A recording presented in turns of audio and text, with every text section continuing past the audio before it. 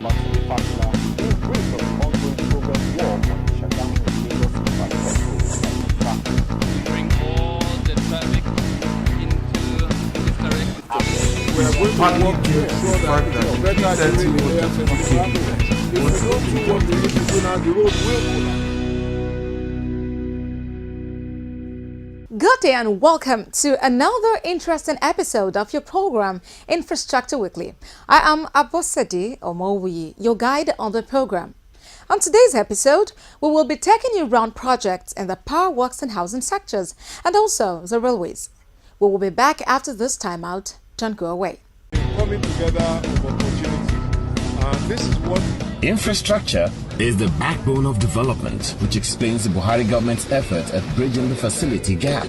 Infrastructure Weekly is a television package designed to bring you latest information on hundreds of development projects going on in various sectors all over the nation. there is no state in Nigeria today where you will not see our contractors busy at work. Power generation, rural electrification, road rehabilitations, national housing scheme, construction of roads and rail lines across the country, you name it. We are now able to produce 7,000 megawatt of power. That is no longer debatable. Infrastructure Weekly is Nigerians working together for a better Nigeria. So be better informed to take better informed decisions. Watch Infrastructure Weekly, showing on Channels Television Thursdays 2:30 p.m., NTA Network Wednesdays 5 p.m., and QTV News Fridays at 8 p.m. Infrastructure Weekly, making development known. Thanks so much for joining us. We'll begin today in the housing sector and specifically the National Housing Program project site in Ibadan, the Oyo State capital. The project, which took off like others under the Buhari administration in 2016, is currently at 75% completion, according to the team leader and director of architectural services in the Ministry of Power Works and Housing, Musumade Odusonya, who took Infrastructure Weekly team round the site in Ibadan.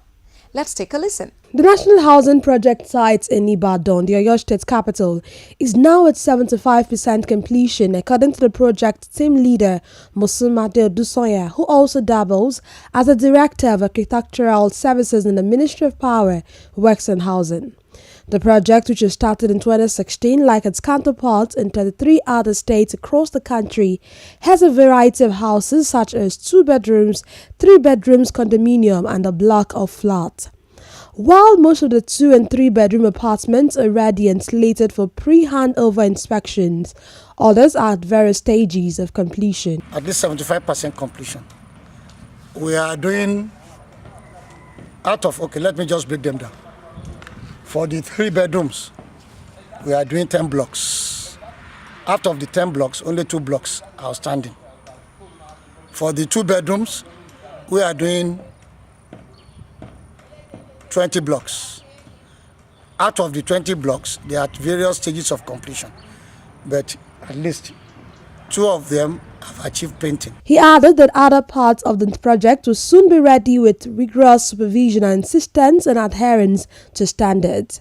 He assured that when the houses are ready for occupation by the owners, they will have cause to thank the federal government for a well-executed project. Some are in the middle of the work. They have commenced on their finishes. It's just internal fixtures and painting that remains. Other associated infrastructure also gradually been made ready with the central water system, electrification project, and the access road are all ongoing. and the road will. The federal government has approved a rent-to-own mortgage scheme through the Federal Mortgage Bank of Nigeria for over 3,000 houses all over the country. This, according to the federal government, is to allow workers have access to home in an affordable manner. The mortgage will be for property not exceeding 15 million naira and will be for as long as 30 years. Moving on from there, we proceed now to the railways, where the opening of the Abuja Metro Line, ongoing works on the Lagos to Ibadan end of the Lagos-Kano Rail Project, and the Ajaokuta-Itakpe-Warri Rail Project have gradually beamed the searchlight on the sector. The Minister of Information, Culture and Tourism, Lai Mohammed, while inspecting the Metro Line project in Abuja, said the delivery of the project is a confirmation of government's desire to find a lasting solution to infrastructure decay. This tour is in continuation of the nationwide inspection of federal government's infrastructural projects by the Minister of Information, Culture and Tourism. The project, which was originally awarded in 2007 and reached advanced stage of completion by the Jonathan's administration in 18 months, the Buhari administration completed it after taking over. Right now, that is being tested, it's free. Anybody can take it. Everyone on this are light trade. They don't pay anything because we want to make sure that it works. This period is also to find out where we need to improve upon. But in order that the country is moving, please let us emphasize the positive aspects of this country. 3 years ago, 2 years ago, a year ago, there was no light rail system in Abuja. Nobody can deny that. He assures that the government will remain focused on its promises to deliver on key projects that will improve the quality of lives of Nigerians, urging all to criticize based on facts and stressing that emphasis should be on the positive aspects of the country. The station is not looking for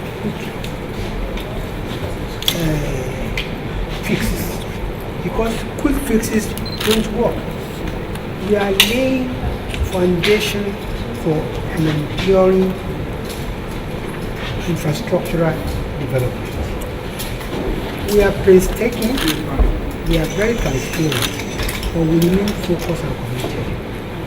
Despite what people say, every day we remain focused in delivering to the people.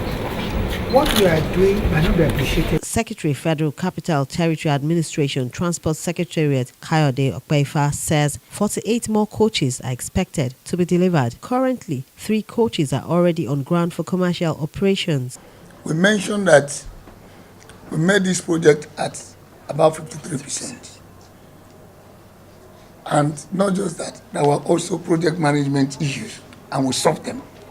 And the more important thing for us is to get it started, and it has started. The coaches will not come as 48 at once. They will come in batches. So between now and the next 15 months, you will have seen some of the coaches arrive. And you see in the rail, like the minister mentioned, something like the Minister of Power will mention, it's incremental. You bring 48 coaches and lump it on the track today, then you start talking of capacity. So we are going to increase as we go along, and we want to assure Nigeria, give us the benefit of doubt. The rail is designed to calibrate the challenges of transportation of the metropolis, and it is the second after South Africa. When fully completed, the Abuja Rail project is expected to link neighboring states, easing traffic congestion within the FCT. The project has employed over 5,000 Nigerians during the course of the work and currently over 95% of local content. Join us after this break for more on the program. Stay tuned.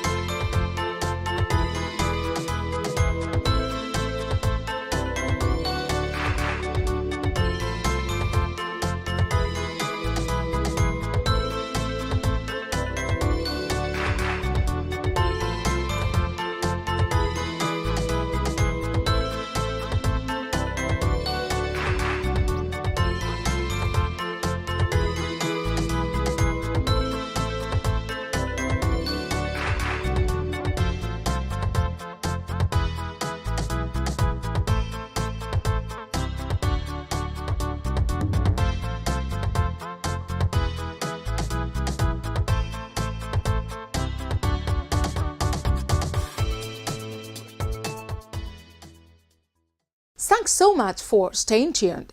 The program is still Infrastructure Weekly. You can send your comments, requests and feedback on the program to us on Facebook at facebook.com/Infrastructure Weekly and on Twitter at @infra_weekly. The federal government is currently developing a medium-term sector strategy for the development of infrastructure across the three subsectors of the Ministry of Power, Works and Housing. This was disclosed after the fourth management retreat of the Power, Works and Housing Ministry in Calabar, the Cross River State capital. The Minister of Power, Works and Housing, Babatunde Fashola, who spoke at the retreat, urged members of management of the ministry to see it as one indivisible entity designed to address Nigeria's infrastructure deficit. Let's take a listen. The issue of teamwork and patriotism is one that this gathering of the top management team of the Ministry of Power, Works and Housing has at the top of its agenda. First to speak was the minister, who said the need to bridge the nation's infrastructure deficit is one that demands the full attention of everybody in the ministry. He added that patriotism and teamwork will be key in achieving the aims and objectives of the federal government. And all those who seek to come to the public service to join the fray must recognize that it is a team that wins.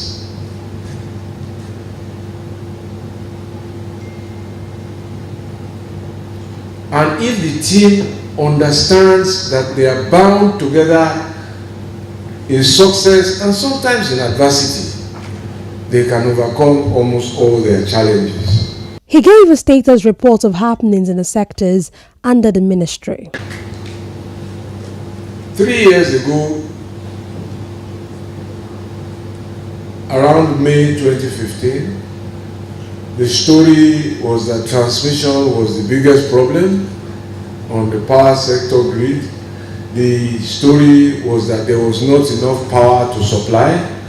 The story was that the distribution companies were complaining that they didn't have enough energy to give to Nigerians. We were distributing averagely 2,690 megawatts. That story also has changed. Distribution has reached 5,222, an all-time national high. Transmission has reached 7,000. Generation has reached 7,000. The problems are not finished, but clearly the point I wish to make is that we have made progress. The Permanent Secretary Works in the ministry later gave an overview of what the retreat seeks to achieve. The topics to be discussed were carefully selected to achieve the objective. They aim to focus attention on the key competencies, goal setting, and achieving good health and effective communication. As the theme states, the top management retreat will help us set goals and achieve them.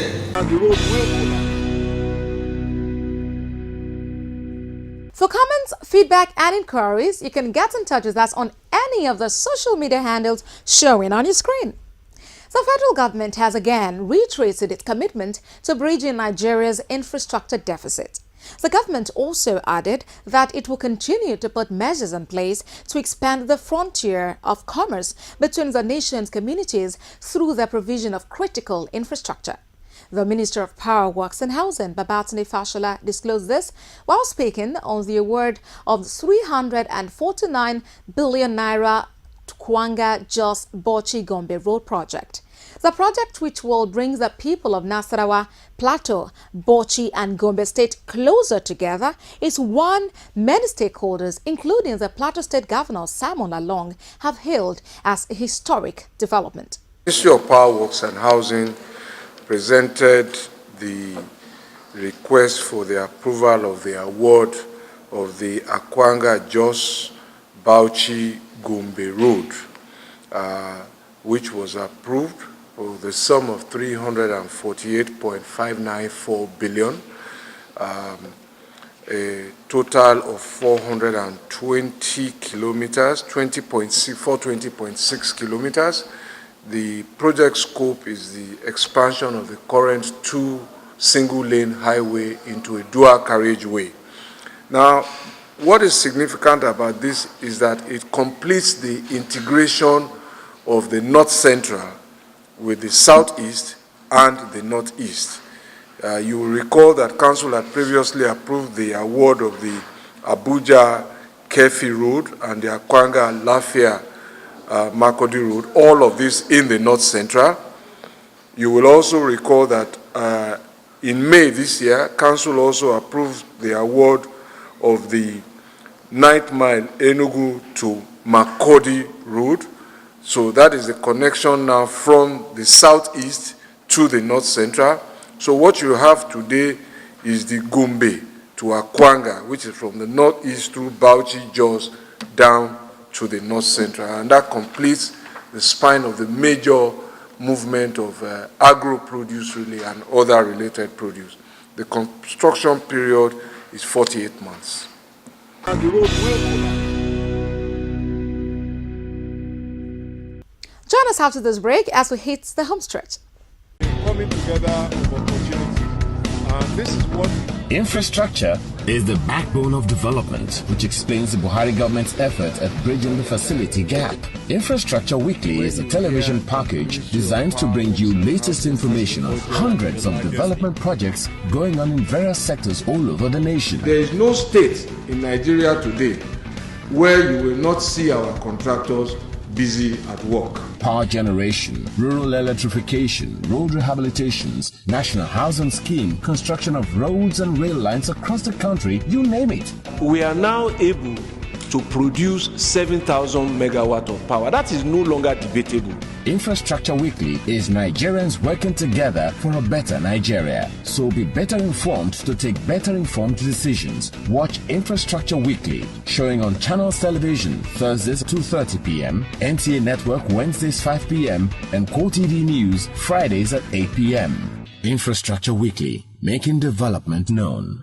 To the power sector now, where the federal government says the policy of eligible customer is now yielding the desired result. Minister of Power, Works and Housing, Babatunde Fashola, who was speaking at the 29th edition of the Power Sector Stakeholders Meeting in Minna, said the result will become more obvious in the coming days. Let's take a listen. Nigerians across every region of the country have cried out for many years over the worsening supply of electricity. However, the President Muhammadu Buhari-led federal government, through its Ministry of Power, Works and Housing, is implementing several policies to ensure Nigerians get reliable power supply in their households and businesses. The eligible customer policy, introduced on the 15th of May 2017, is part of efforts by the Ministry of Power, Works and Housing to improve the distribution of electricity and facilitate better power supply to consumers who consume up to 2 megawatts and above. The ministry says 5 industrial customers are now benefiting from the policy and that a list of 26 industrial customers are also seeking to benefit from the policy. The benefit is just beginning to trickle down.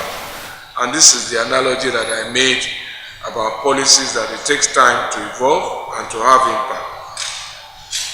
And those benefiting from the policy are taking their power directly from Ijenko, who incidentally is our host today, Mrs. Mainstream Energy Limited.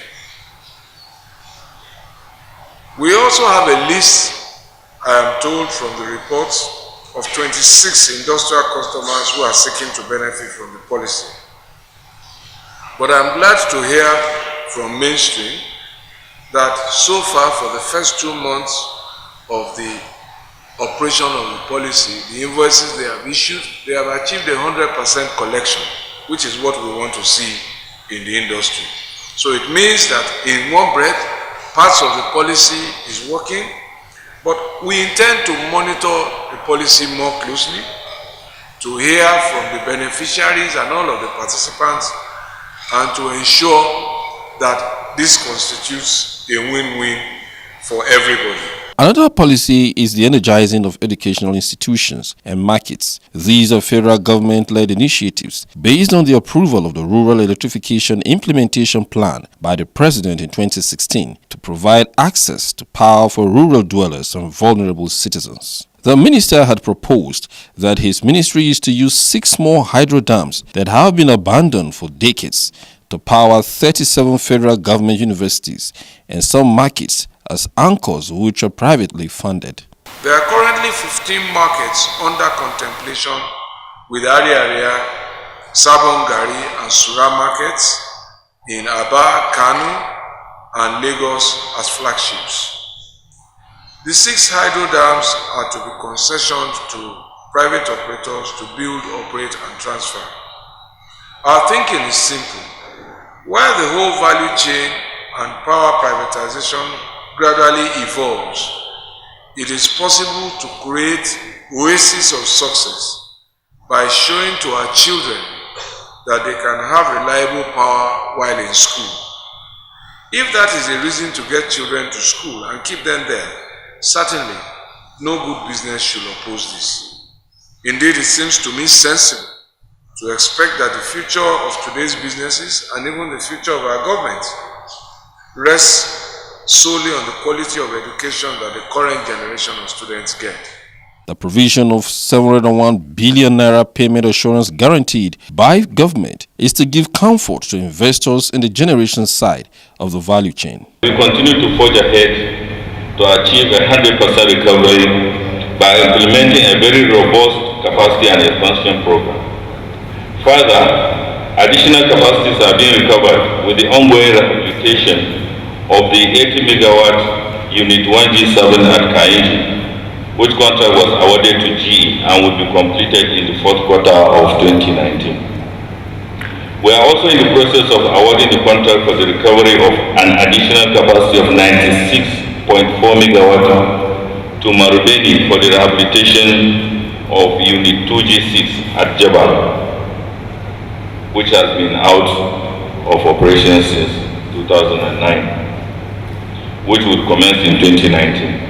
Stakeholders pledged to be responsive to policies of the government to deliver quality electricity for the benefits of Nigerians. 701 billion naira payment assurance guarantee, which our host has referred to, and to say that this was not in any law.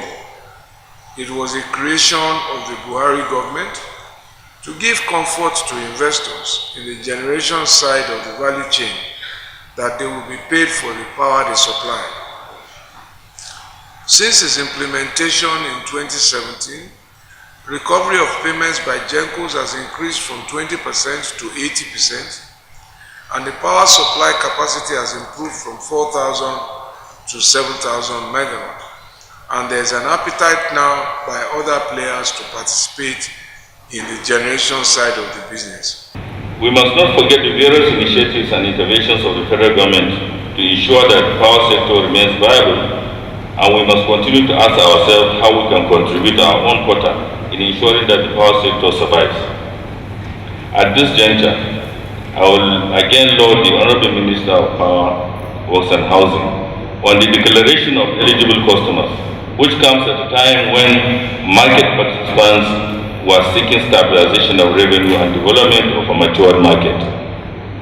This move by the Honorable Minister has also increased our shareholder confidence and improved our commitment towards speeding up our various initiatives, all centered around an improved power sector in Nigeria. Revamping the power sector as directed towards providing reliable electricity for markets in rural areas and universities across the nation is to ensure a sustainable economy for Nigerians. The market men and women were contributing about 10 million naira per day to buy energy from small generator owners who provided them energy for only 4 hours per day.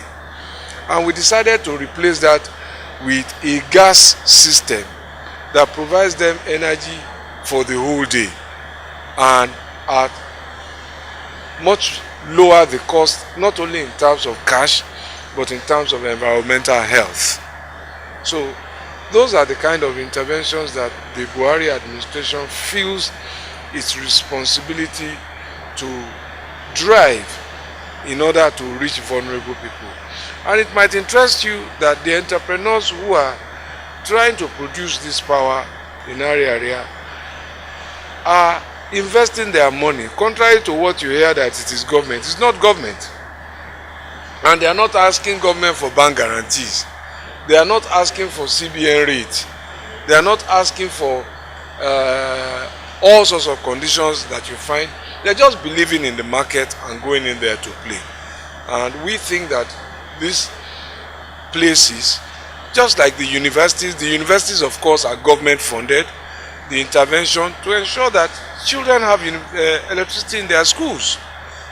Operators in the industry during the monthly meeting hosted by Mainstream Energy Solutions Limited were fully represented at the highest executive management levels, including managing directors and representatives of generating companies, distribution companies, and the Transmission Company of Nigeria, as well as various government agencies responsible for the regulation and development of the sector. This NERC is now fully constituted, that this should be our valedictory meeting. So the NERC as the regulator will take over the meeting. I will continue with my team in the ministry to play our oversight, policy and directive role. And so this being the 29th meeting is the valedictory ministers meeting. So it will be next meeting in full from next month. And we will continue to give all the support that we can to ensure that the industry delivers on its undoubted promise. They all agree with the minister that there is hope for the nation as government implementation of policies are gradually recording successes.